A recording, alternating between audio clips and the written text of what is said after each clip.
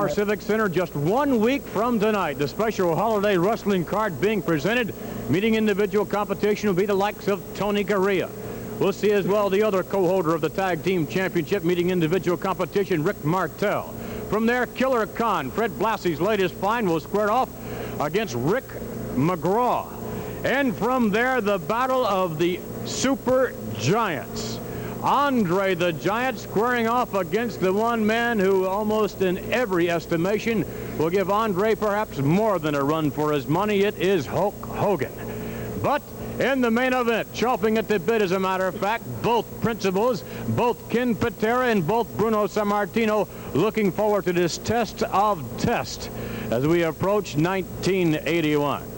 Our guest now, Captain Louis Albano, representing Fred Blassie. Well, I'm merely here as a representative for Freddie Blassie. He's my good friend, and he asked me as he was world touring to come here and make a comment about this one-of-a-kind match. I've never seen anything like it. I mean, it's so exciting. They have met before. Yes, they have met before. Andre, by his own estimation, claims that no one has been able to handle him as Hulk Hogan did, and Andre feels very fortunate in previous encounters. Well, and I do believe that this is going to play a big part of the victory that I'm going to give to the Hulk, because I feel that Andre has a mental block. He realizes that he actually was, I would say, beaten once before by the Hulk, and this is the only man that has been large enough, strong enough, quick enough, big enough, and had the heart enough to be able to do this to Andre, and I think this will act as a mental block, and I am definitely contemplating a victory.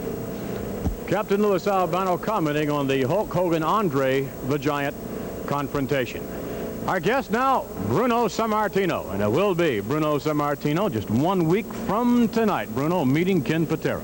Well, before we even mention Patera, Vince, if I may, I'd just like to take a few seconds to tell all our Baltimore fans that since we won't see them till 2 days after Christmas, that I certainly would like to wish them all the merriest of all Christmas that they've ever had, and most certainly a very healthy and prosperous New Year's to all of our fans in Baltimore, Vince. Ken Patera has his way, Bruno. You'll be getting a belated Christmas present, one that you would not want. As a matter of fact, last week, Ken Patera, just before going off the air, made reference to in some way is a visionary, seeing you in a hospital with your career gone down the wayside, counting the only thing you'll be able to count was your money. You'll never have another payday, obviously making reference to the fact you'll never ever wrestle again.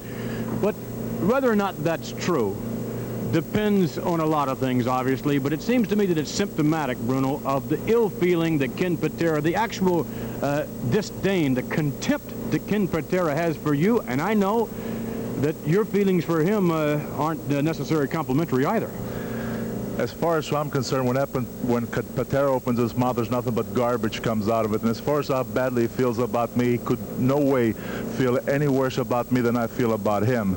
The question is that when he keeps talking about my neck and the injury neck, I think he's trying to, in his own work to mind, use a little psychology and perhaps it's going to affect me to where I'm going to be on the defensive worried about my neck. My neck is perfectly in great shape. I've trained hard, much harder than I ever did before after I broke it. And my neck has been checked and rechecked, and it's as good a shape and probably even better than it's ever been. So if he wants to dream, let him dream. Let him go after the neck all he wants that night. It doesn't bother me the least, because Patera, you can keep talking about my neck, but you're kidding yourself if you think it's affecting me in any way, shape, or form. I feel great. I feel in great shape, and my ambition right now in my whole wrestling career, my ambition is to go to Baltimore, wrestle you, and when it's all over and said and done with, the Baltimore fans hopefully will not see you again. That is my goal for the 27th, to end you as far as your wrestling days are concerned in Baltimore. Thank you very much. Bruno Sammartino commenting on the upcoming main event 1 week from tonight in Baltimore, and indeed it should be a great one. The rematch taking some 10 months to make.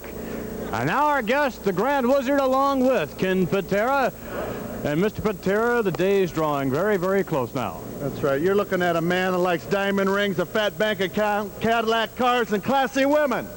Now you think that I'm going to let you, Bruno, that you think for one moment that I would let you destroy all that by beating me? If you whip me in the middle of the ring in Baltimore, what happens to me?